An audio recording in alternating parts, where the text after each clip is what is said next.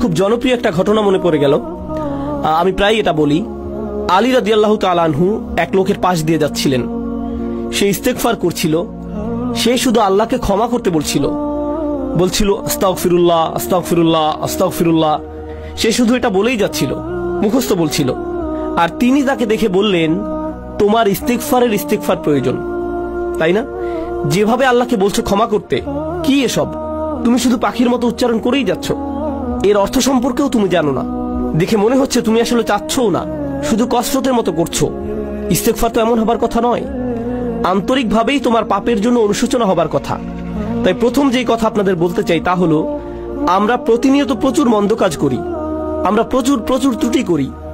আমাদের বাম দিকের ফেরেশতা খুবই ব্যস্ত থাকেন, তার প্রচুর লেখালেখি করতে হয়।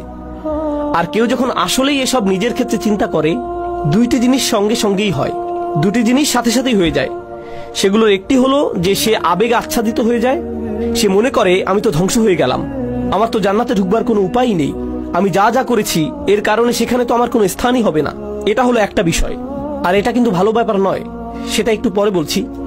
আরেকটা জিনিস যা হয় সেটা মোটামুটি ভালো। সেটা হলো আপনি অন্য মানুষ সম্পর্কে অতিরিক্ত চিন্তা করা বন্ধ করে দেন।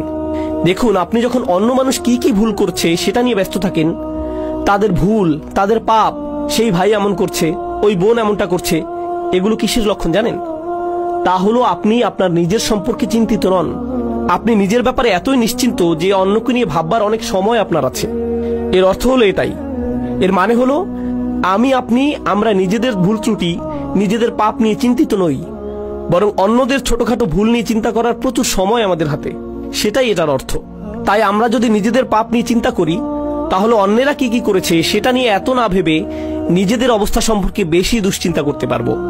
এখন আপনি যদি সত্যি সত্যি নিজের অবস্থা নিয়ে চিন্তাবোধ করেন আর ভয়ে আচ্ছন্ন হয়ে পড়েন যে আমার কোনো আশাই নেই, আমার জন্য কোনো ক্ষমাই নেই, তাহলে এই সময় আমাদের আল্লাহ আযজা ওয়া জাল্লার হিদায়াতের প্রয়োজন। কারণ খুবই কষ্টকর আর দুঃখজনক অবস্থা এটা। দেখুন, সবচাইতে কষ্টকর আর সবচাইতে ক্ষতিকর মানসিক অবস্থা হলো একদম নিরাশ হয়ে যাওয়া। সবচাইতে ক্ষতিকর মানসিক অবস্থা এটা। এমনকি অমুসলিমরাও, তারা যখন একেবারে আশাহীন হয়ে যায়, তখন ড্রাগ ওভারডোজ করে, কেউ কেউ আত্মহত্যা করে, সব ধরনের অপরাধ করতে থাকে। যখন তারা নিরাশ হয়ে থাকে, নিজেদের নিয়ে আর কোনো আশাই বাকি থাকে না, তখন যা ইচ্ছা তাই করতে থাকে। যখন কেউ নিজের আত্মার একেবারে নিম্নতর অবস্থায় চলে যায়, তখন সেই মানুষের মনে আর কোনো প্রকার আশারই অস্তিত্ব থাকে না। কিন্তু আল্লাহ আযজা ওয়া জাল্লা আমাদের আশাহীন করে রাখেননি। আল্লাহ রাসূল সাল্লাল্লাহু আলাইহি ওয়াসাল্লাম আমাদের অনেক আগেই বলে গিয়েছেন, কুল্লু বানি আদম খাত্তাউন, প্রত্যেক আদম সন্তান ভুল করে। অন্তত এখন তো আমরা জানি এই কথাটি, আল্লাহ রাসূল নিজেও স্বীকার করেছেন সাল্লাল্লাহু আলাইহি ওয়াসাল্লাম।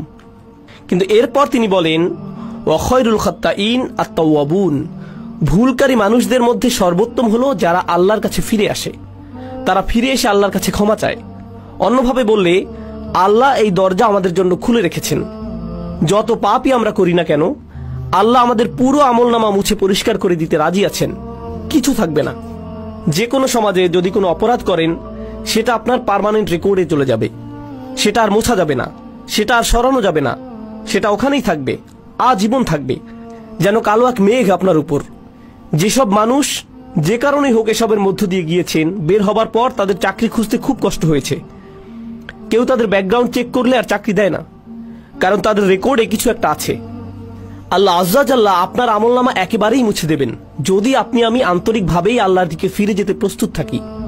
যদি আসলেই আমরা চাই এমনটা, আমরা যদি সত্যি আন্তরিক হই, তবে আল্লাহ সুবহানাহু ওয়া তাআলা শুধু কথার কথা বলছেন না, তিনি আসলেই আন্তরিক এক অন্তর চান, যে তার দিকে ফিরে আসবে। এমন অন্তর যা তার নিজের কীর্তির ব্যাপারে সত্যিকার অর্থে লজ্জিত থাকবে। যদি আমরা এমন করতে পারি, তবে আল্লাহ একেবারে শুরু থেকেই শুরু করবেন আমাদের জন্য, একেবারে ফ্রেশ স্টার্ট দেবেন। এই আশার আলোই আল্লাহ আযজা ওয়া জাল্লা আমাদের সূরাতুল ফুরকানে দিয়েছেন।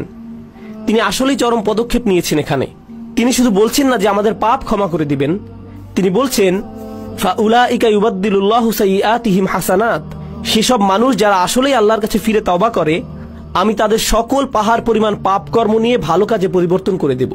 অন্যভাবে বললে, শুধুমাত্র আন্তরিকভাবে যদি আপনি আল্লাহর কাছে ফিরে আসেন, তবে আপনাকে যে শুধু লাখো পাপ কর্মের জন্য উত্তর দিতে হবে না তা নয়, বরং তিনি আপনার লাখো পাপ কাজকে লাখো পুণ্যে রূপান্তরিত করে দিবেন।